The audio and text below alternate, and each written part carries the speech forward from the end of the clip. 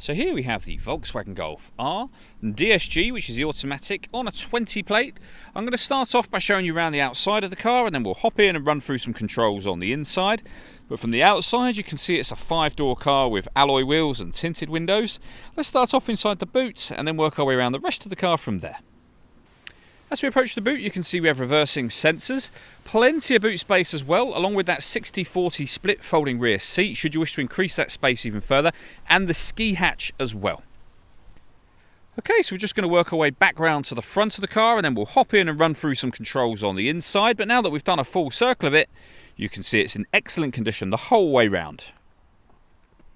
Just briefly before we climb in, I think it's well worth seeing the interior from this exterior point of view. There's plenty to run through on the dashboard, so let's hop in and we'll do that right now.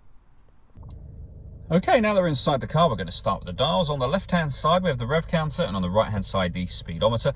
We also have a digital readout for the speedometer on the right-hand side, and on the left-hand side, you'll be able to see what gear this car is currently in. In the centre, the total miles of the car are 3,085.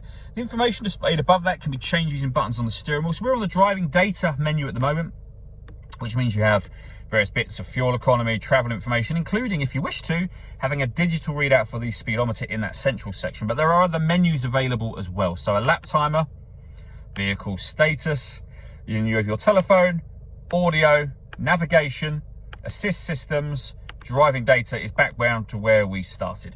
And the buttons to do that are just here. We've got voice activation for the phone there. You can't use that until you paired the phone up. That's done on the touchscreen, which we'll come to in just a moment. On the left-hand side, we have cruise control and speed limiter. This car is able to maintain its own distance between itself and the car in front when you press this button, both speeding itself up and slowing itself down according to the car in front's speed. There's a full video that shows how that works. You can find that on our website and also on our YouTube channel as well. Over in the centre we have the touchscreen. So this, as I mentioned, is where, amongst other things, you can pair your phone. It's also where you'll find your music, of course. So this car, radio-wise, first of all, has got DAB, FM and AM radio. If you want to listen to your own music, you can do. Just hit the media button there. There's plenty of ways to listen to your music. And as you can see, one of those is Bluetooth audio. So you'll be able to stream your music wirelessly, as well as making and receiving phone calls as well. This car's also got satellite navigation. You access that up here. There's another video that shows how that works. Again, you can find that on our website and on our YouTube channel. And if we pop the car into reverse, you'll see not only do we have parking sensors, we've also got a full color reversing camera as well. Working our way down, we've got the dual zone climate control. So you can adjust the passenger temperature, the driver temperature, the fan speed up, and of course down. You can determine where you'd like the air to be diverted once it enters the vehicle. When you're happy with those settings, that button turns the air conditioning on and off again, of course. Or you can hit auto. If you hit auto, the car will take control of the fan speed and the direction of the air to maintain the temperatures you've asked for.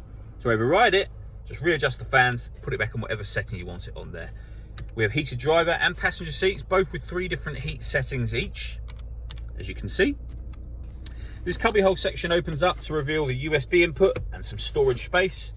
We then have the gear lever for the fully automatic gearbox. This button will start and stop the engine. This one turns on and off the parking sensors. Then over on the left-hand side, we can turn off the traction control and turn it back on again. We can turn the stop and start off. This car's designed to cut out when it's stationary in traffic, which will save you fuel. That system's now turned off.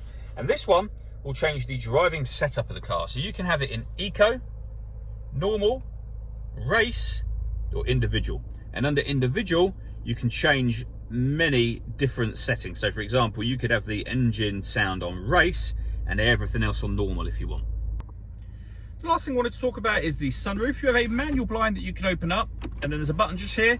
Give that a push and that will open up as a proper sunroof to let in obviously light and air. All that leaves me to say is thank you for taking the time to watch this video. If you'd like to come and see the car in person and have a test drive, please feel free to call any of our MJA sites. We'd love to hear from you soon.